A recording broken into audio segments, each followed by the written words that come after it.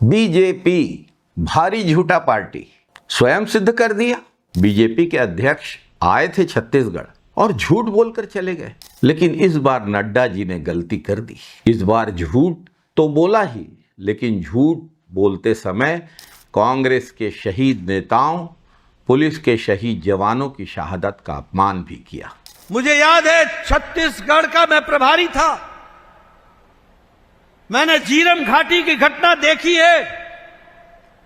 आज मैं बड़े जिम्मेवारी के साथ कहना चाहता हूं, झीरम घाटी की घटना की जानकारी और अंदर की खबर कोई और नहीं दे रहा था, उनके बीच के लोग ही अपने लोगों को मरवाने के लिए लगे हुए थे और नक्सलवाद से संपर्क कर रहे थे। नड्डा जी का कहना है कि कांग्रेस के नेताओं ने ही झीरम का माओवादी हमला करवाया था। अगर नड्डा जी के पास इतनी जानकारी है तो नड्डा जी उन षड्यंत्रकारियों का नाम पूरे सबूत सहित एनआईए और सभी जांच एजेंसियों को क्यों नहीं दे देते। बिना मतलब एनआईए इतने दिन से जांच कर रही है और नहीं कर पा रही है। मोदी जी ने तो वादा भी किया था आज से 12 साल पहले कि हम झीरम हमले की जांच कराएंगे और अपराधियों को सजा देंगे। नड्डा जी को सब पता है, लेकिन इसके बावजूद झीरम के गुनहगार सामने क्यों नहीं आ रहे हैं? आखिर कौन उनको बचा रहा है और क्यों बचा रहा है, आज इस वीडियो में बात करेंगे।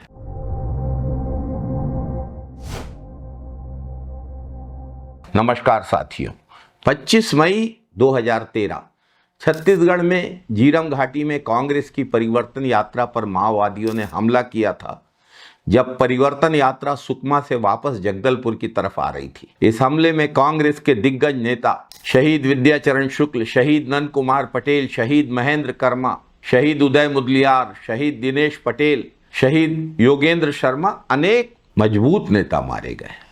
झीरम का हमला न केवल माओवादी हिंसा थी, बल्कि एक आपराधिक राजनीतिक षड्यंत्र भी था। कई सवाल खड़े हुए। सबसे बड़ा सवाल यह था कि तत्कालीन भाजपा सरकार ने इस हमले को रोकने की कोई कोशिश क्यों नहीं की।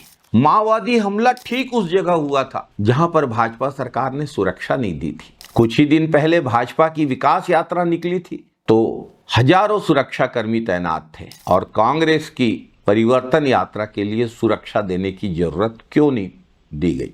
ठीक उस जगह जहां पर हमला हुआ, सुरक्षा में यह चूक नहीं थी, यह एक आपराधिक राजनीतिक षड्यंत्र का हिस्सा थी। पहले दिन से कांग्रेस ने इस आपराधिक राजनीतिक षड्यंत्र की जांच की मांग की। इस सवाल का जवाब आज तक नहीं मिला।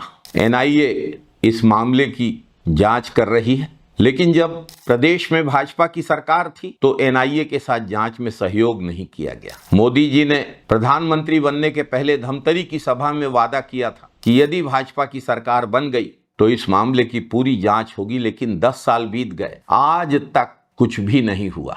जांच की गति बेहद धीमी बनी रही, कोई परिणाम नहीं निकला। ऐसे समय अचानक नड्डा जी को यह दिव्य ज्ञान हुआ है और नड्डा जी ने इस दिव्य ज्ञान को सबके बीच सार्वजनिक किया है। तो जब केंद्र में 10 साल से भाजपा सरकार है, राज्य में भाजपा सरकार थी, उस समय कांग्रेस के कहने से पुलिस की सुरक्षा नहीं दी गई। माओवादी हमला कांग्रेसियों ने करवाया। ये तो बड़ी बेतुकी और आपत्तिजनक बात है। कौन है षड्यंत्रकारी, इसका पता जब भाजपा के राष्ट्रीय अध्यक्ष जैसे महत्वपूर्ण व्यक्ति को है, तो फिर जब कांग्रेस की सरकार ने इस मामले की जांच कराने की कोशिश की, आवेदन लगे, एफआईआर हुई, तो भाजपा की केंद्र सरकार हर बार अदालत में जाकर जांच को रोकवाने की क्यों कोशिश करती थी। नड्डा जी को तो पता था, नड्डा जी को बता देना था, कम से कम निष्पक्ष जांच को होने देना था। एनआईए तो आपके पास थी, एनआईए से जांच करवा लेना था। भाजपा के लोग क्यों नहीं चाहते थे कि झीरम के षड्यंत्रकारियों का पता चले? और अब तो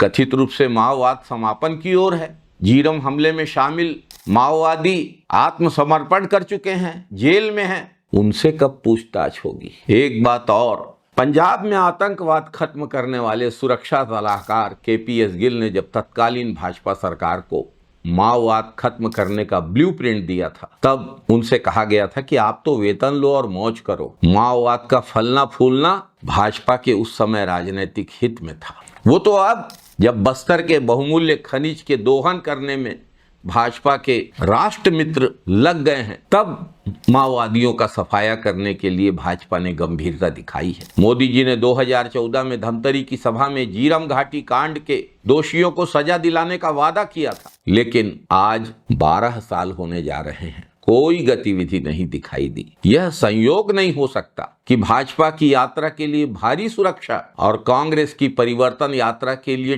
ठीक वही सुरक्षा नहीं जहां पर माओवादियों का हमला हुआ था। शायद इसका भी जवाब नड्डा जी को पता होगा।